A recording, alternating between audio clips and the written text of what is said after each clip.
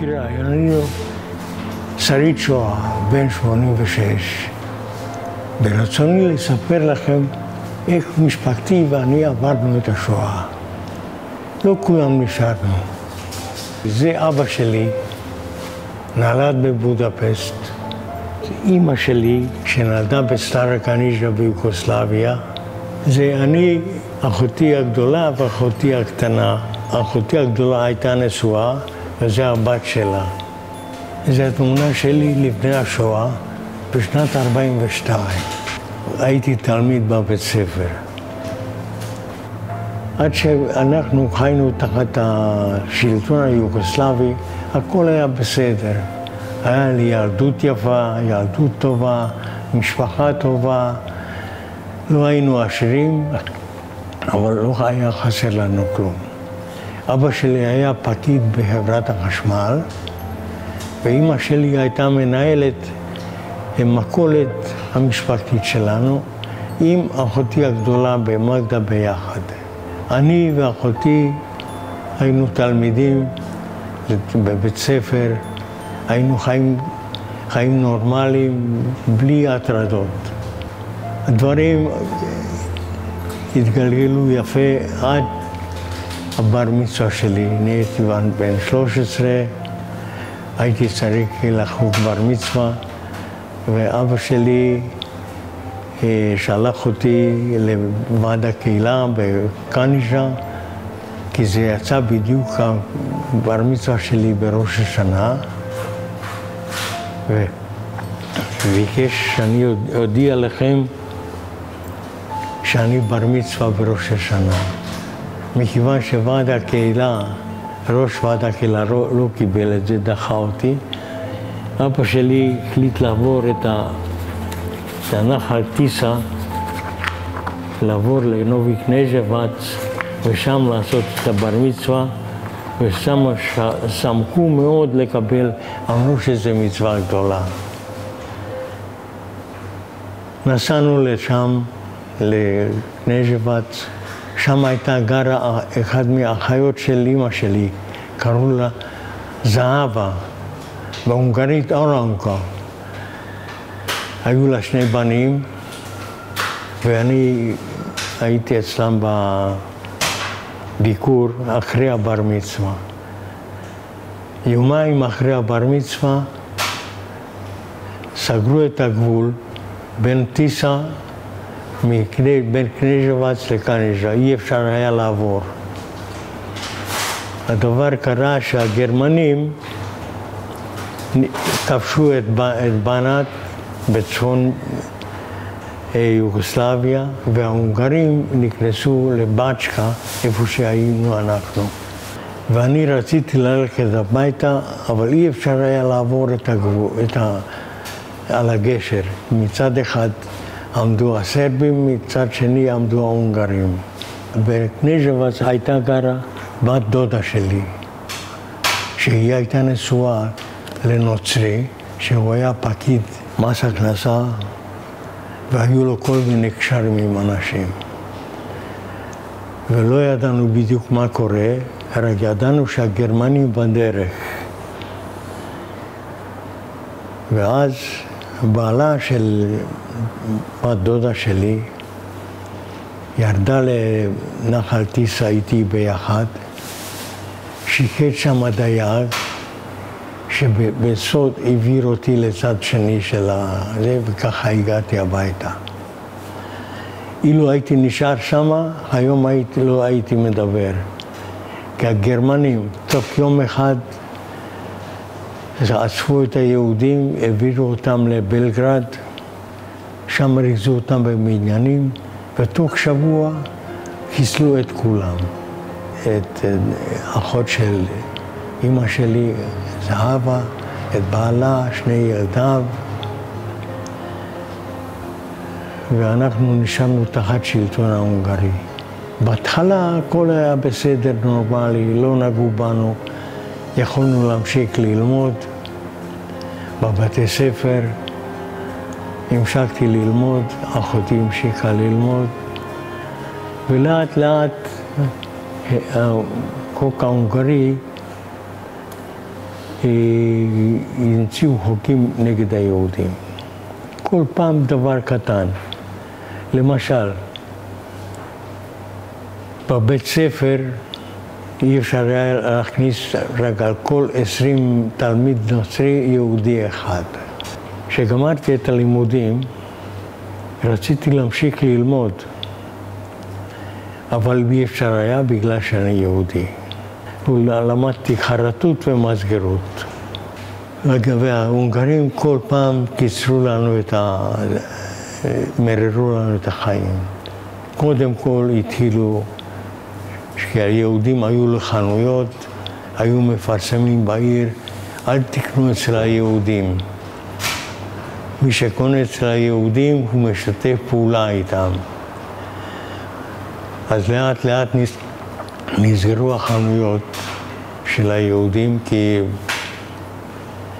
לא היו מספיק יהודים שיקנו אחד מהשני. אמא ואבא מכרו את המכולת, מכרו את הבית, הלכנו לגור בשכירות. ואמא שלי פתחו חנות בדים ביחד עם אחותה הקטנה שהייתה ידועה כנוצרייה, ומזה היינו מתפרנסים. ולאט לאט ההונגרים החמירו את החוקים שלהם. במשך שנתיים, כשהם נכנסו מ-40 עד 42, עוד איכשהו היו מתונים, ואחר כך התחילו להחמיר כל פעם נגד היהודים. בין היתר היה אסור ללכת במדרכה, היינו צריכים ללכת איפה שהולכים הסוסים, לשוק שהתנהל פעמיים בשבוע. האיכרים היו מביאים את הסחורה שלהם. ליהודים היה מותר ללכת רק אחרי 11, שכבר לא היה כמעט מה לקנות. ובסוף הקריקו אותנו לשים את הטלאי. וככה היינו מתהלכים עד הגירוש. גם בעבודה שהייתי הולך לעבוד, הייתי צריך לשים את המגן דוד הצהוב. ויום אחד, כשהייתי בעבודה, בא אבא שלי לבקר אותי ואמר לי שהוא בא להתפרד ממני. שאלתי אותו, לאן אתה הולך? הוא אומר, אני לא יודע, אני נוסע. התחבקנו, התנשקנו והוא הלך. וכשאני הלכתי הביתה, אחרי העבודה, אני רואה אותו שהוא עוד בבית. אז שאלתי אותו, אתה אמרת שאתה הולך, נוסע לאנשהו. מה קרה? אומר, אם אני הייתי נוסע, אז היו הורגים אתכם. וזה נכון, כי היו רוצים לדעת לאן הוא הלך, והמשפחה בטח יודע. וככה הוא נשאר בבית. ערב אחד, שישבנו לאכול ארוחת ערב, ואז היה דפיקות בדלת של הכניסה,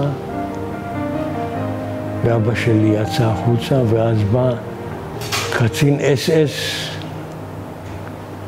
וביקש ממנו להיכנס הביתה, להיפרד מהמשפחה, להכין מזוודה. עשה רושם שהוא בעצם לא עושה כלום. אפילו עמד בצד, אמר, יצא מהחדר, הלך לחדר השני. אומר, תתפרד מהם, אנחנו נוסעים. הוא נעלם מהכפר. זו הייתה הפעם האחרונה שאני ראיתי את אבא שלי. אני קיבלתי קצת משכורת מהעבודה שלי, וזה היינו מתקיימים בדוחק. אבל מי שמאוד היה עוזר לנו, זאת הייתה אחותה שהתנצרה. היא כל פעם דאגה בסתר לשלוח בן אדם או אישה שיביא לנו אוכל עוד בשביל להתקיים. ואז לקחו את כל הגברים מגיל 18 עד גיל 40, גייסו את היהודים לגדודי עבודה. ואז מי נשאר בבית? זקנים, נשים וילדים. ואחרי שגויסו את כל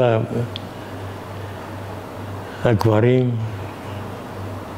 יום אחד אמרו לנו, אסור לצאת מהבית, אתם צריכים להישאר בבית.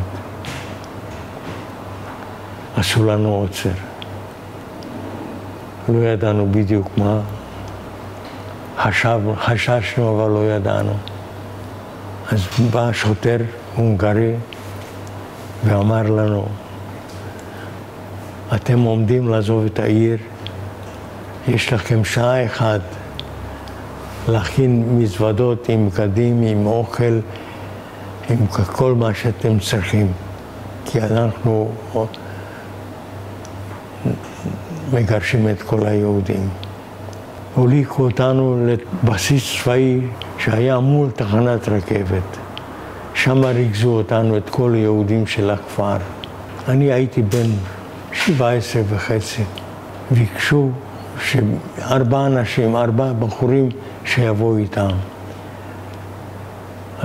לקחו אותי ועוד 3, החזירו אותנו בחזרה לעיירה, נתנו לנו אלונקה, היה שם דוקטור לרופא ילדים שלא עזב את הבית, אלא חתק לעצמו את הוורידים.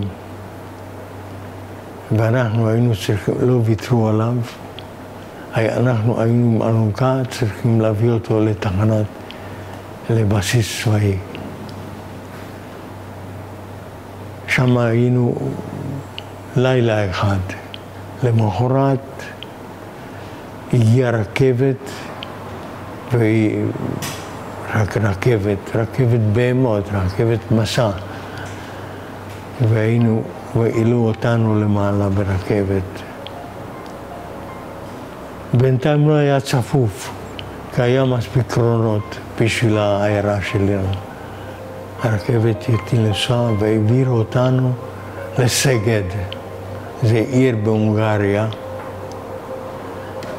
שם מהתחנת רכבת עד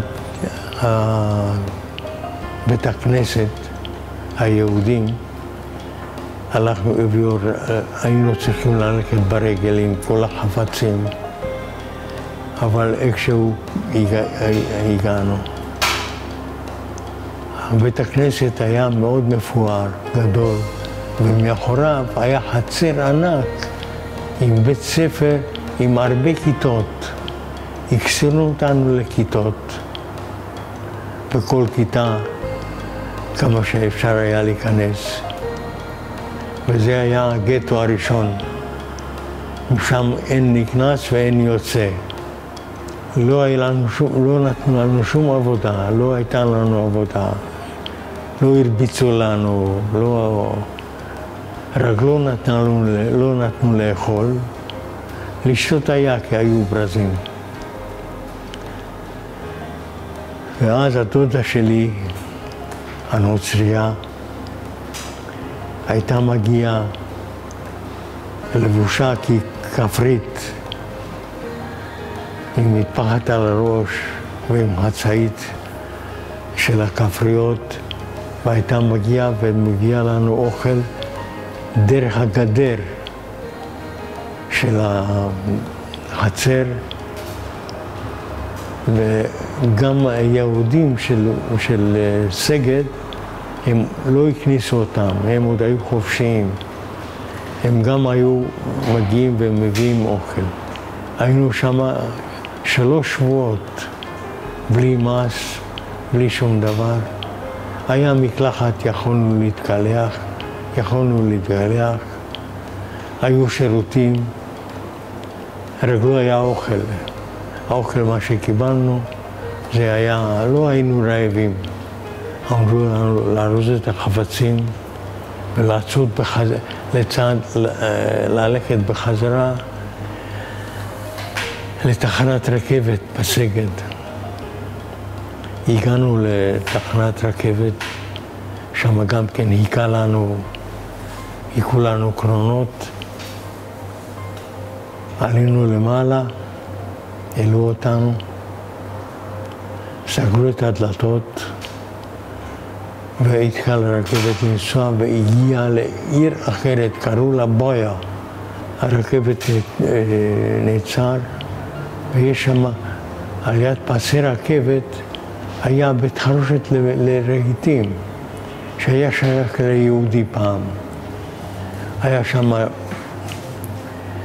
עם מחסנים גדולים וחדרים ומשרדים, ושם הקסנו אותנו.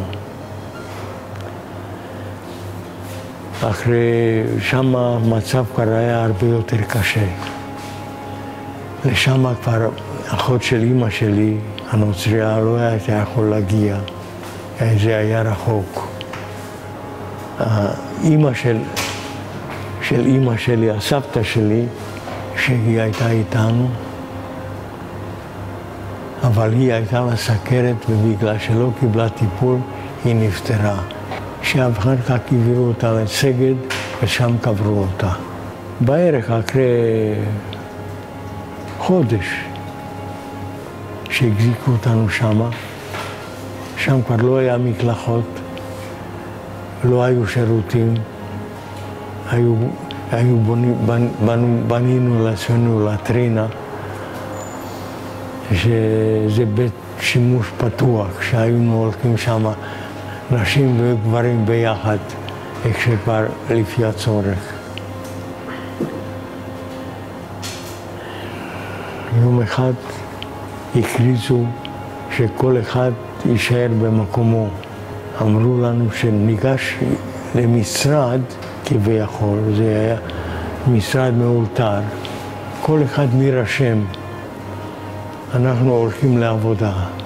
כל משפחה נרשמה, רשמו את השם, רשמו את תאריך לידה, שכבר כולם היו רשומים.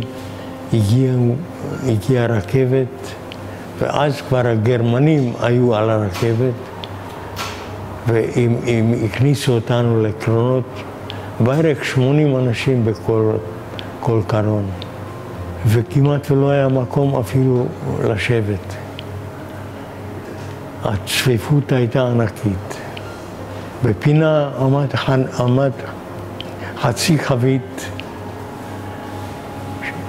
שזה היה צריך לשמש אותנו לשירותים. אז תלינו וילון להסיר את החבית, וככה כל אחד שהיה צריך לשירותים היה צריך להידחק בין האנשים, להגיע לשירותים, ולא פעם הוא היה תפוס. וככה המשכנו, נסענו בערך יומיים בלי לפתוח את הדלתות. סבלנו מאוד מהריחות, מחוסר האוכל ומהכל. ואז אחרי יומיים הרכבת נעצרה. אנחנו לא יכולנו לראות אפילו לאן אנחנו נוסעים. פתחו את הדלתות, ואז התחילו לצעוק לנו. הראוס, הראוס, החוצה, החוצה. כל אחד, כשיצאנו, אמרו לעזוב את החפצים בקרון. את החפצים אנחנו נקבל אחרי שנגיע למקום מגורים. ראינו אנשים מוזרים, עם בגדים, עם פסים. לא ידענו בדיוק איפה, לא ידענו בכלל איפה הגענו. הם היו מתרוצצים והיה גדר, הם לא יכלו לצאת, רק להסתכל עלינו. ואז אמרו להסתדר בחמישיות. 5, 5, 5, גברים לחוד ונשים לחוד. הצידו אותנו לכיוון הסלקציה. שם על רמפה עמד אחד עם מקל, נדמה לי אמרו לי שזה מנגלה. זה נודע לי אחר כך, כשהוא היה מסתכל על אנשים, הוא אומר, שמאלה, ימינה, שמאלה, ימינה. אלה שהלכו שמאלה, הם לא חזרו. אבל כשאנחנו הגענו מול מנגלה, אותי ואת אחותי הגדולה, ואחותי הקטנה, העביר אותנו ימינה. אמא שלי החזיקה ביד את הבת הקטנה של אחותי, את הנגדה. אז מנגלה נתן לו את הסימן שמאלה. היא הסתובבה שמאלה, ואז אחותי הגדולה הסתכלה איפה אמא. ראתה שאמא הולכת לכיוון אחר. היא רצה בחזרה, רצה להגיע ליעדה. כשהגיעה שם עמדו גם שומרים. חייל גרמני תפס אותה וזורק אותה ומושך אותה בחזרה. היא לא רוצה, היא רק רוצה ללכת לאיפה שהבת שלה. היא תלשה את עצמה והלכה עם הבת שלה ועם אמא שלי. אנחנו צעדנו ימינה ועברנו בדרך שמצד אחד הייתה תזמורת, הייתה מנגנת תזמורת עם מנצח ואנשים עם כינור וכל תזמורת בערך איזה 40-50 איש. חשבנו שאנחנו הגענו באמת למחנה שנוכל להתקיים, לעבוד.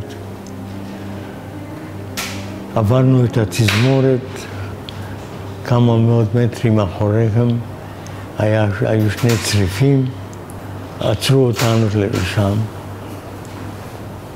ואמרו לחכות. מתברר שהצריפים זה הייתה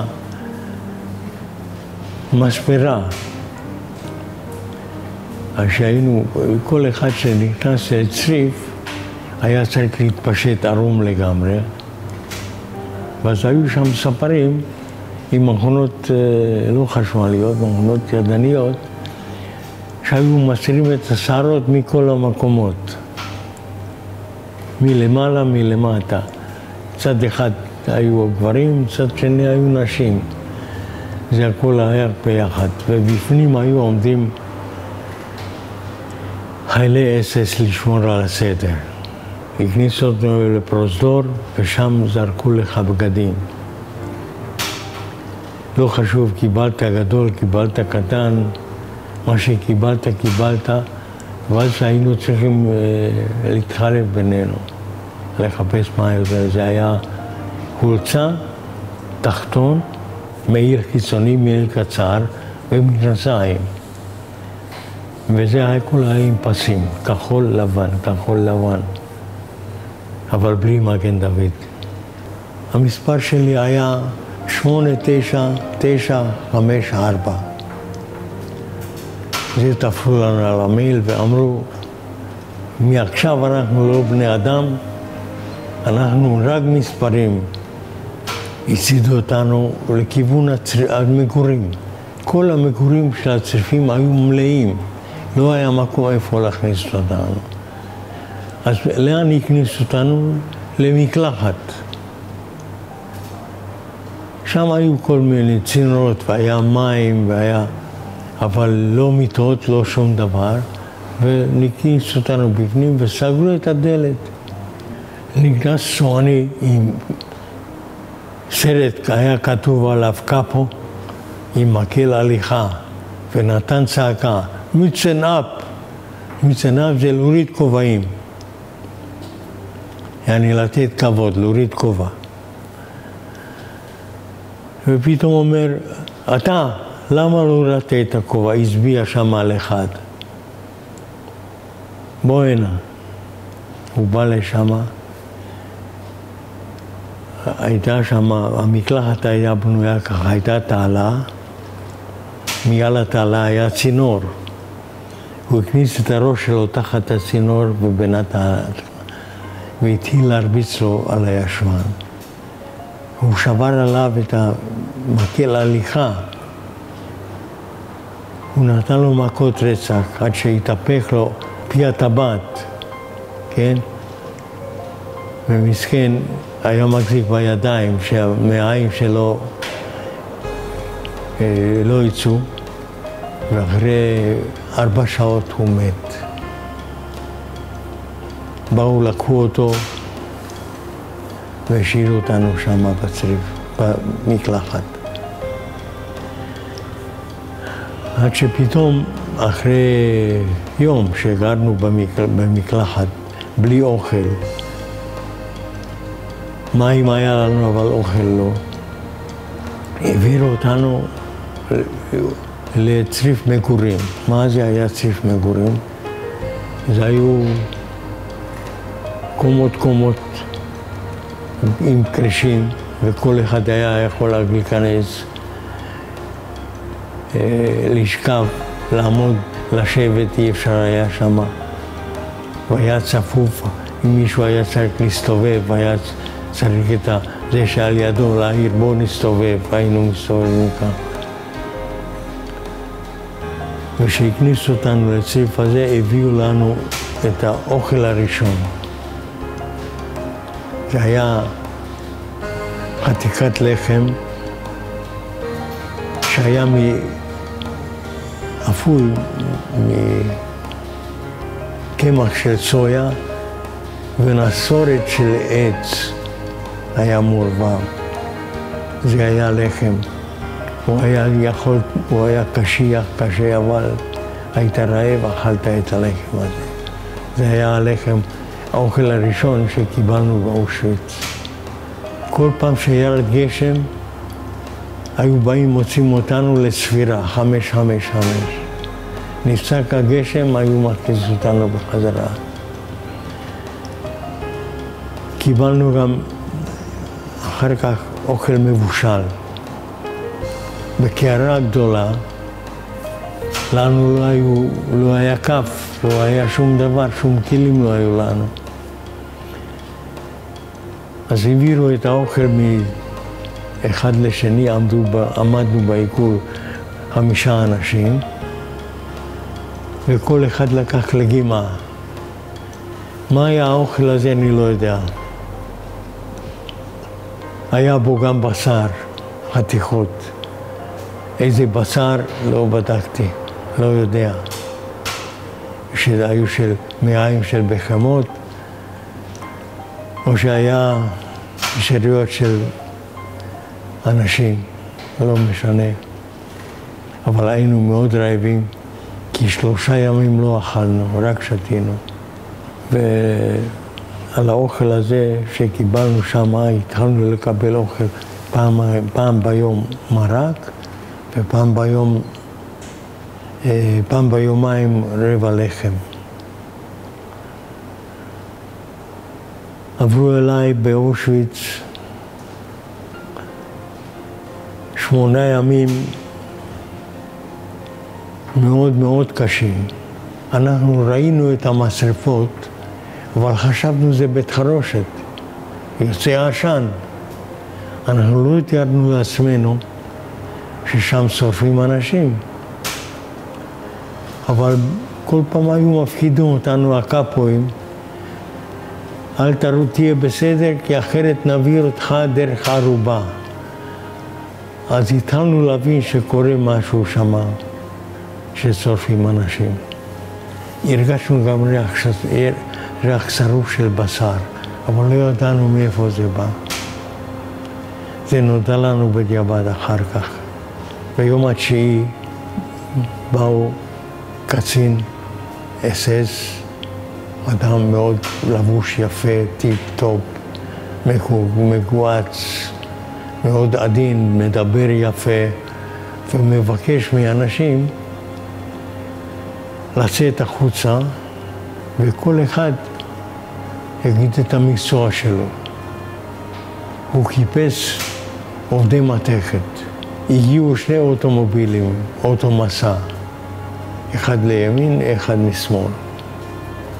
ואז היינו צריכים לצאת אחד מהצריף, להיבחן אם אתה באמת פועל מתכת. אם אתה פועל מתכת, אז אתה יודע מה הגודל של בורג שמראים לך, אתה ידעת אם זה חצי צול או זה רבע צול. אם לא היית פועל מתכת, לא יכולת לדעת את זה. והיה לו גם קליבר.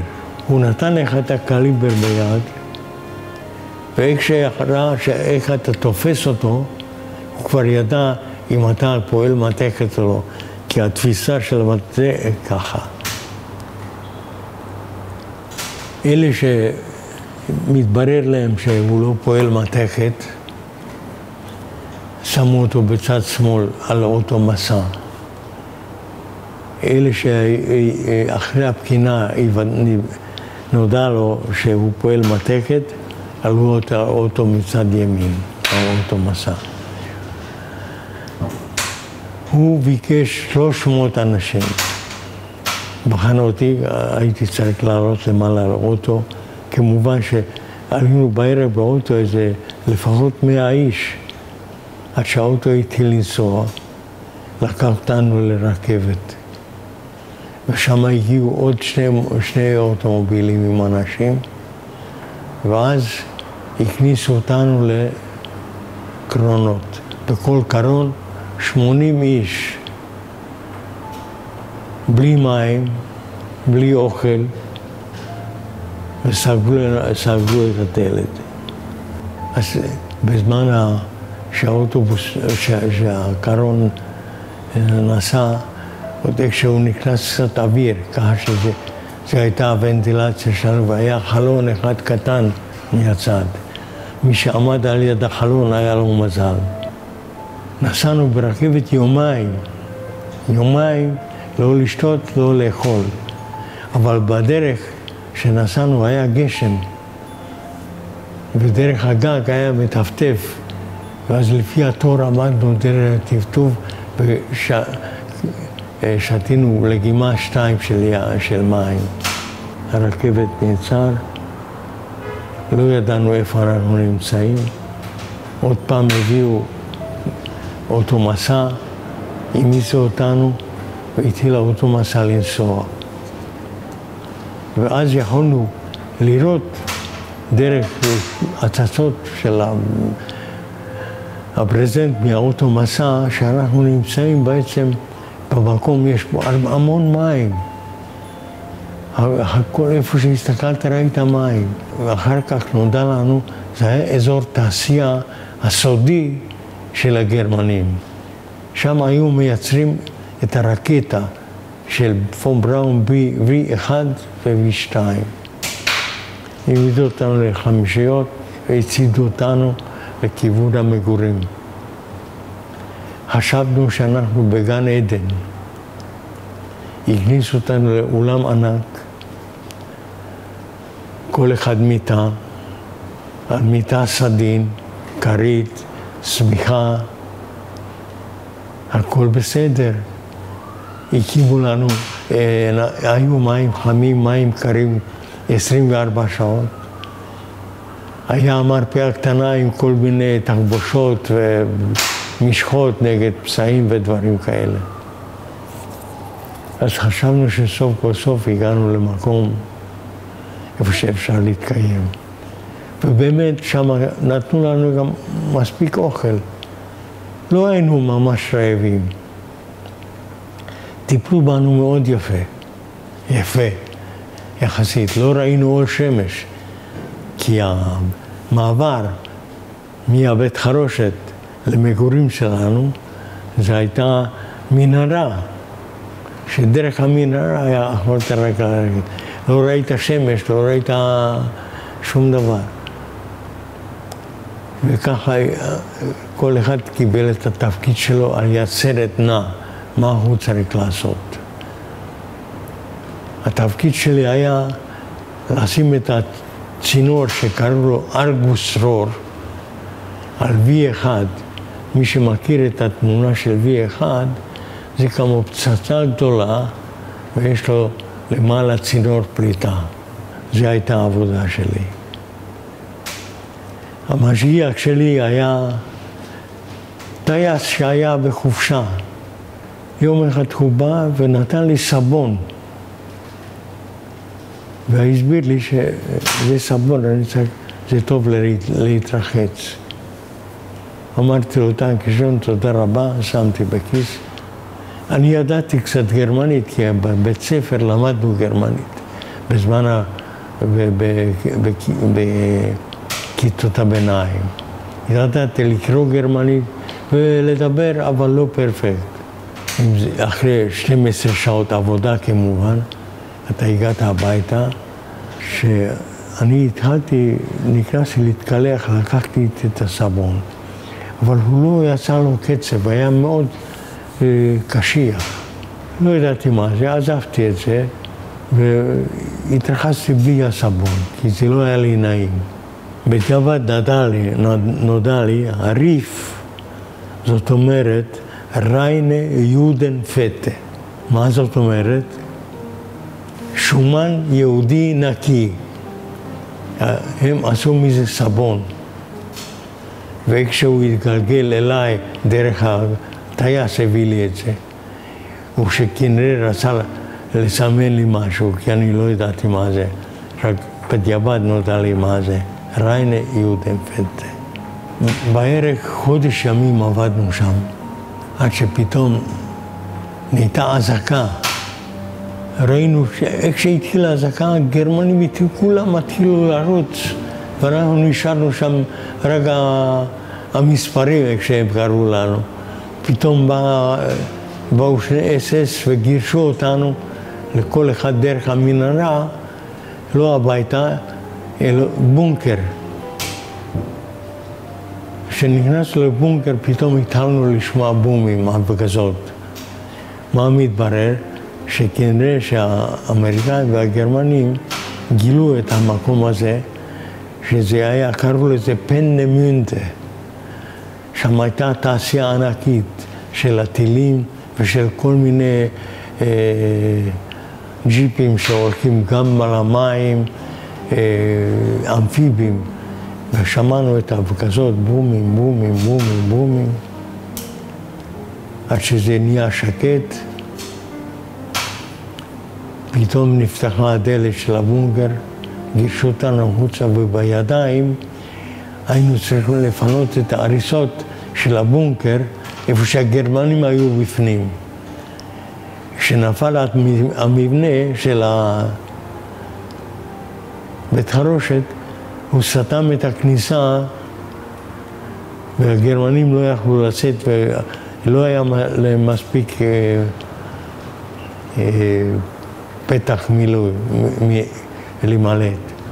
אז היינו צריכים לפנות את זה בידיים. אחרי שפינינו, פתחו את הדלת, יצאו הפועלים הגרמנים והקצינים הגרמנים משם, וישר מהמקום הזה, איפה שעמדנו, המיסו אותנו לאוטומובילים, הביאו אותנו לפסי רכבת, הכניסו אותנו לקרנות והתחילו לנסוע. הנה, כשהגעתי לדורה, פה התחילו הימים הכי קשים שהיו לי במחנה ריכוז. זה היה מחנה נוראית. הבית חרושת היה מנהרה תת-קרקעית, סודית, כדי שלא יכלו להפגיז אותה. מהמחנה עד לבית חרושת היינו צועדים ברגל כל יום קילומטר. בתוך המנהרה היה קר מאוד, והבגדים שלנו לא היו מספיק חמים. עבדנו 12 שעות ביום, 12 שעות בלילה, בהחלפה. אנחנו היינו קבוצה של 300, אמרתי, ועד מחנה דורה, היינו כולם ביחד. לאף אחד לא הרגו אותו, אף אחד לא קרה לו כלום, כי תמיד היינו במחנות קטנות, 3 צריפים, לא יותר. כי לא יכלו אף אחד שלא יתקרב אלינו, שאנחנו לא נגלה את הסוד איפה אנחנו עובדים, מה אנחנו עושים. במחנה דורה האוכל היה דליל ביותר. אכלנו כל מיני שטויות, מה שמצאנו בדרך. עשבים,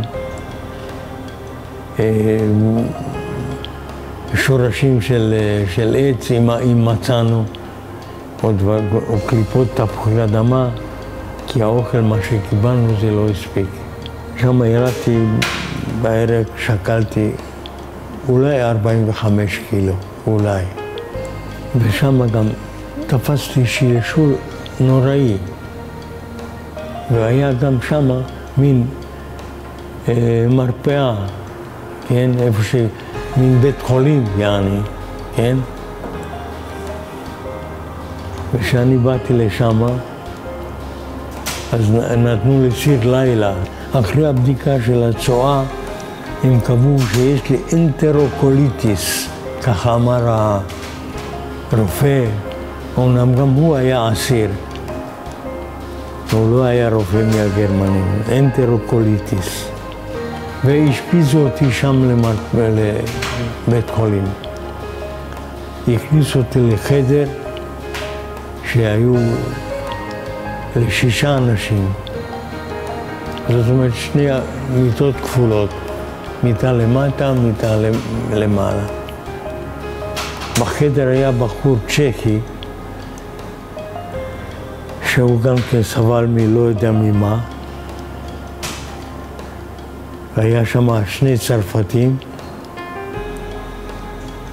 והיה גרמני אחד. את השמו אני זוכר, קראו לו פאול. הוא היה קומוניסט.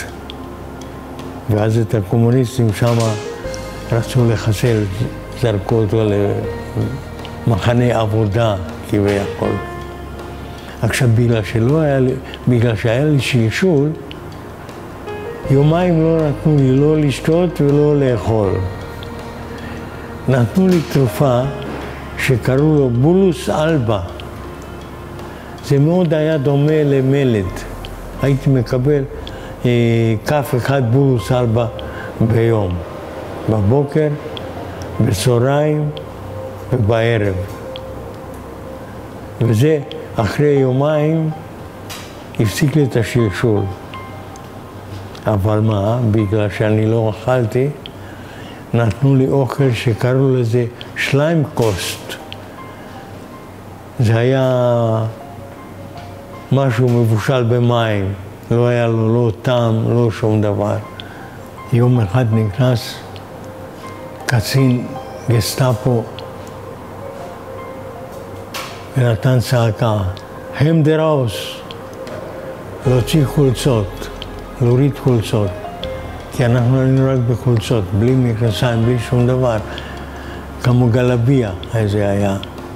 הורדנו את החולצות, אז הוא בדק אם אתה מספיק חזק, אם יש לך עוד כוח לעבוד, ואם לא,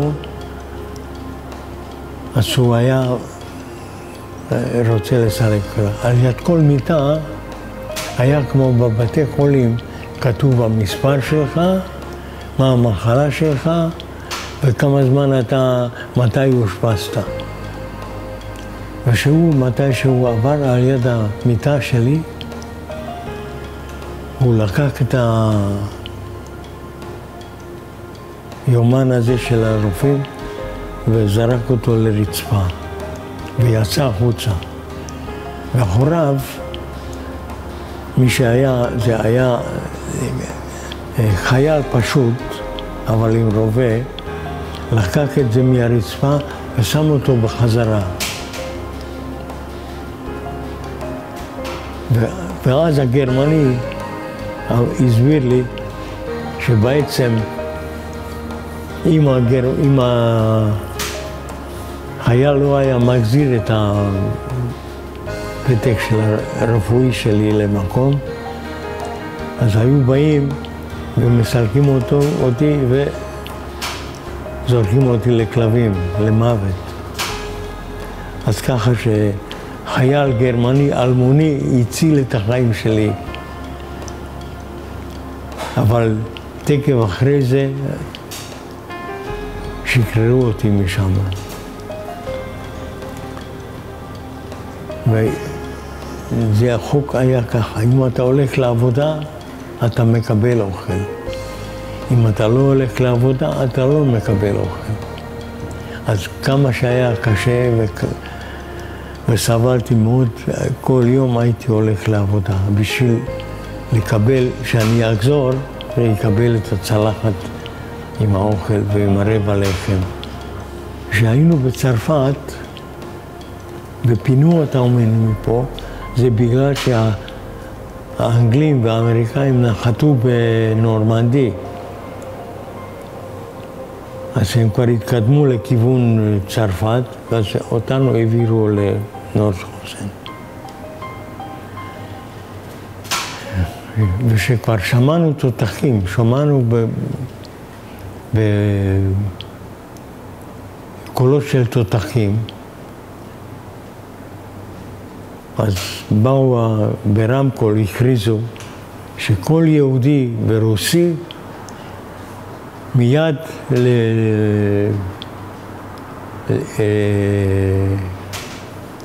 למקום הספירה, איפה שספרו אותנו.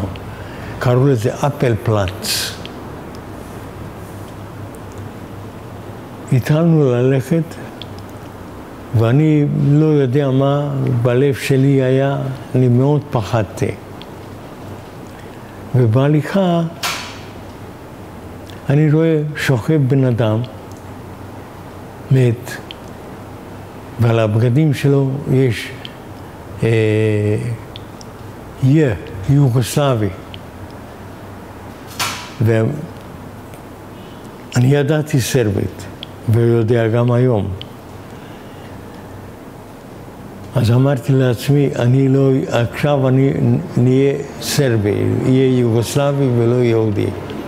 החלפתי את הבגדים, הורדתי את הבגדים שזרקתי אותו על ידו, הפשטתי אותו, אדם מת, ולבשתי את הבגדים שלו, ולא הלכתי לאפל פלאץ. כשהגיעו כל הרוסים והיהודים לאפל פלאץ, הצידו אותם לכיוון פסי רכבת, אמרו להם שאתם הולכים עכשיו לשוויצריה, אנחנו נותנים אתכם לשוויצריה ואתם תהיו חופשיים. ואותנו, היתר, העמידו בחמישיות והתחילו, פתחו את הדלתות של המחנה והצידו אותנו צפונה. וכשהיינו בדרך, אנחנו שמענו רעש של מקלעים, רובים ויריות, אז ידענו שהם מחסלים כנראה גם מחסלים את היהודים ואת הרוסים.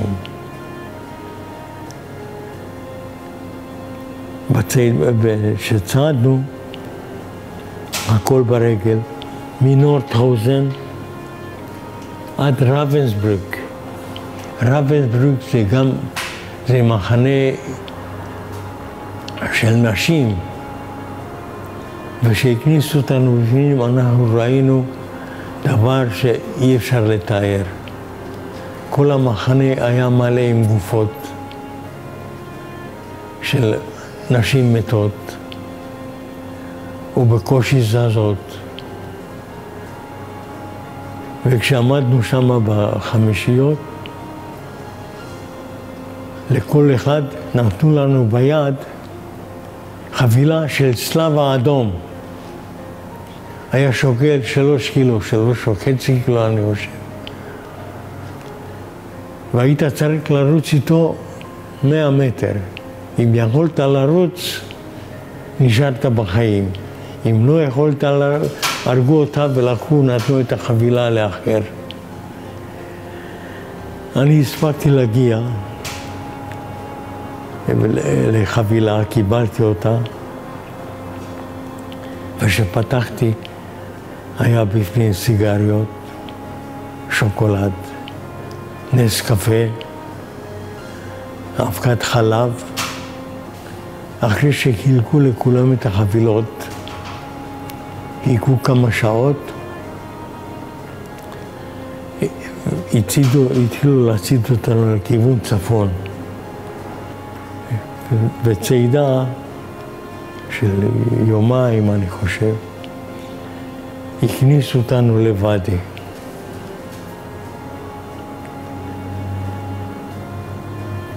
אנחנו היינו בפנים, בוואדי עוד היה נשאר קצת אוכל. הגרמנים היו למעלה, על הגבעה למעלה. ואמרו לנו, פה אנחנו נביא את הלילה.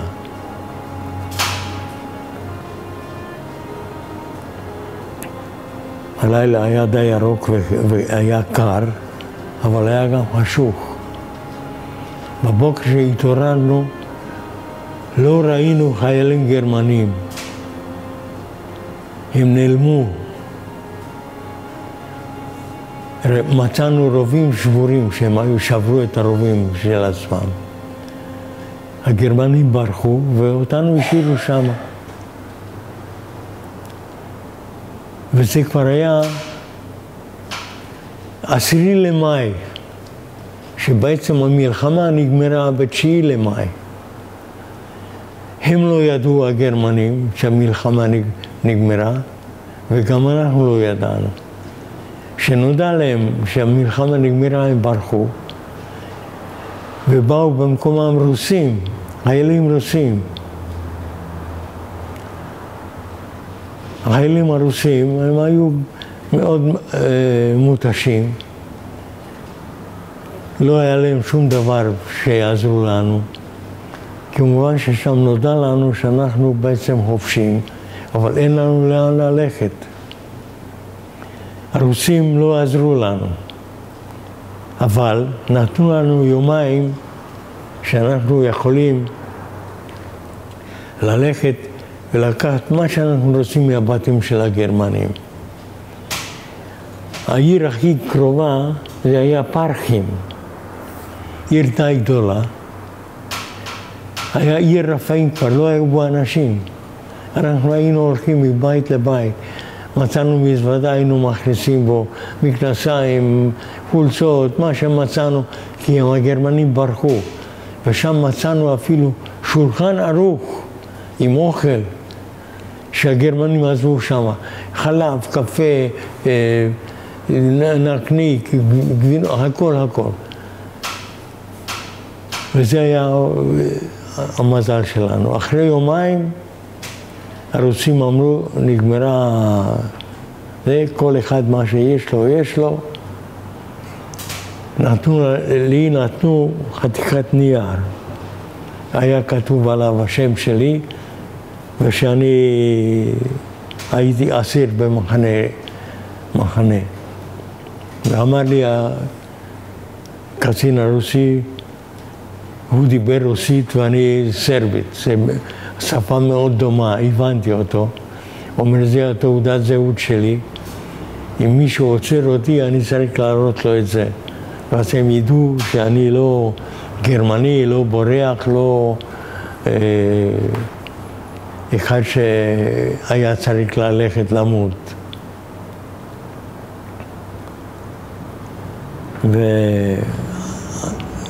ואז התחילה עליי הדרך בחזרה. בכל בית גרמני היה עגלה, לא עגלת תינוק, עגלת שוק קראו לה, אני חושב. עם 4 גלגלים ועם ידית שאתה מושק אותה. שמתי את 2 המזוודות שלי בזה והתחלתי ללכת עם החבר'ה, היינו כמה ביחד. ותמיד שאלנו איפה הדרך לברלין. כמובן אצל הרוסים כל דרך היה מוביל לברלין. למה רצינו להגיע לברלין? כי שמענו שהודיעו לנו ששם יש, נודע לנו ששם יש כבר רכבת שנוסע לכיוון פולין, צ'כיה, הונגריה. כשהגענו לשם, היו שם בתים מאוד יפים, עם מיטות טובות והכל. שם התאכסנו, וגם דאגו לנו שם לאוכל שבישלו לחיילים, אז מזה קצת קיבלנו גם אנחנו.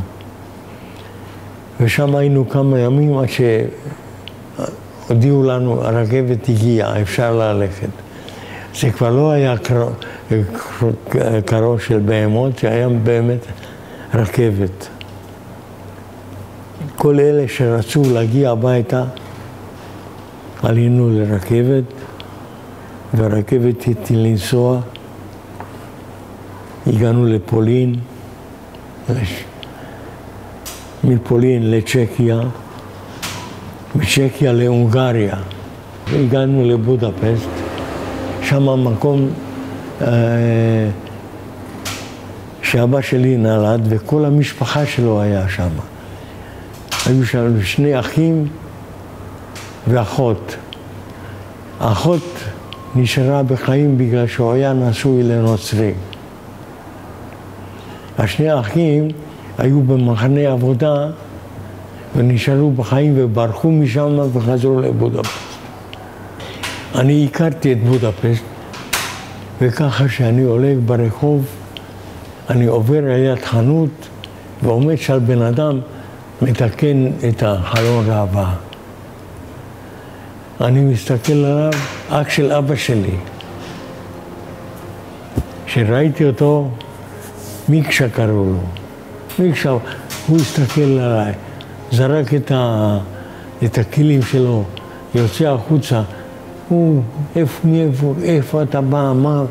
אני אמרתי לו, עכשיו הגעתי לבודפשט לפני כמה שעות. אני בכיוון הביתה. הוא אומר לי, לא, אל תלך הביתה, תישאר איתי.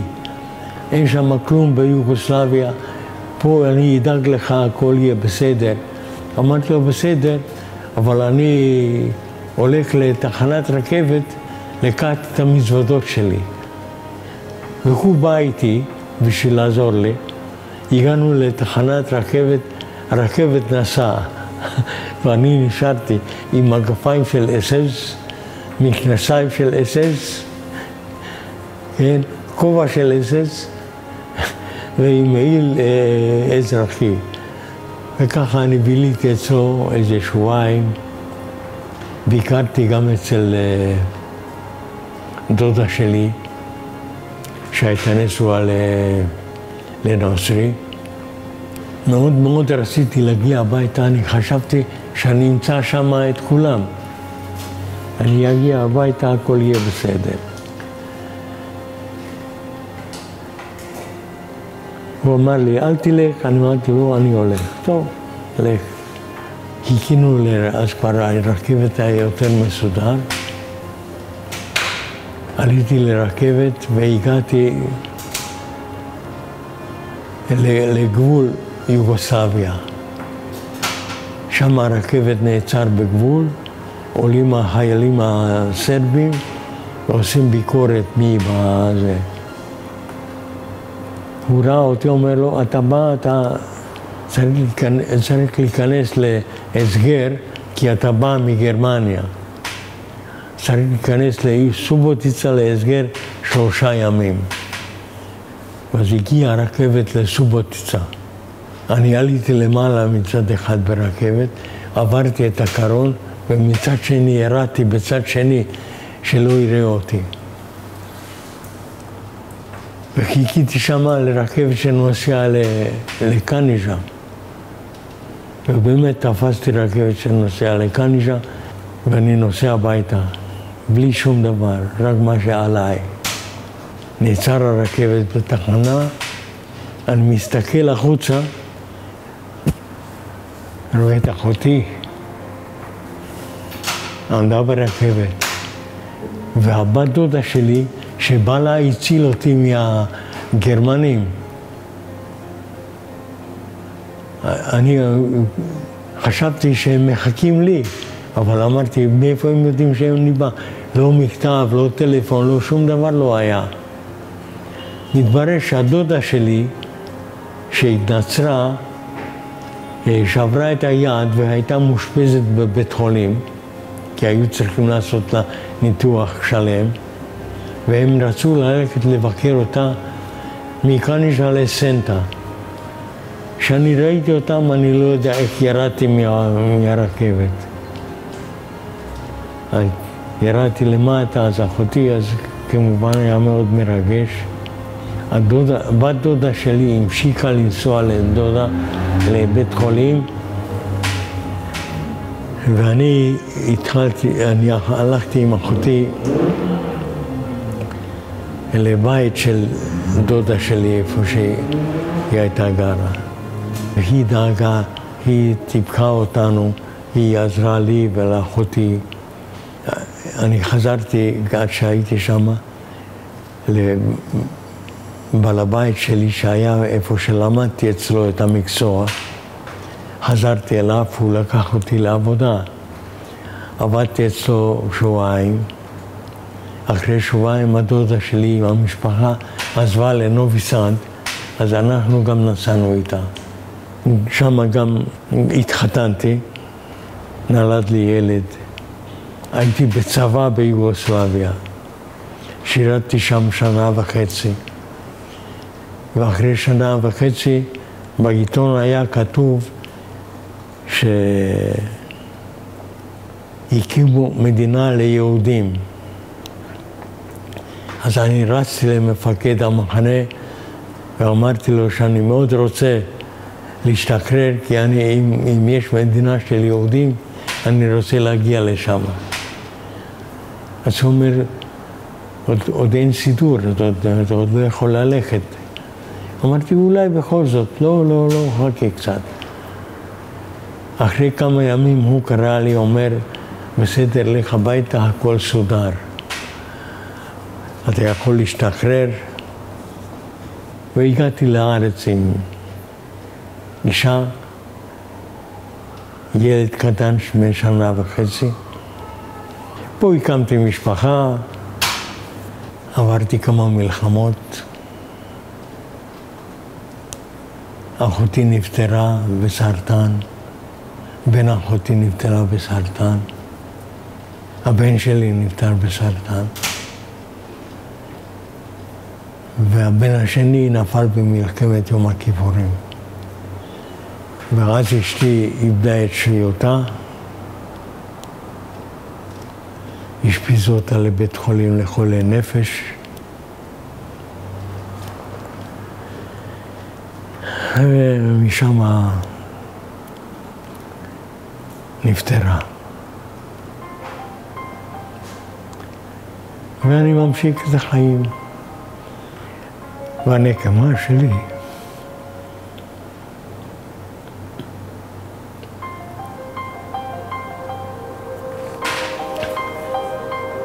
הנקמה שלי בגרמנית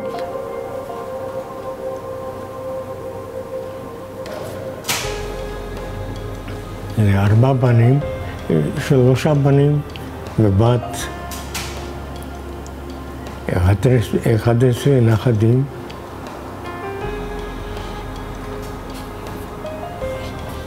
ושבענים, הנה. יש לי הכל מה שצריך בן אדם בחיים, חיים שלווים.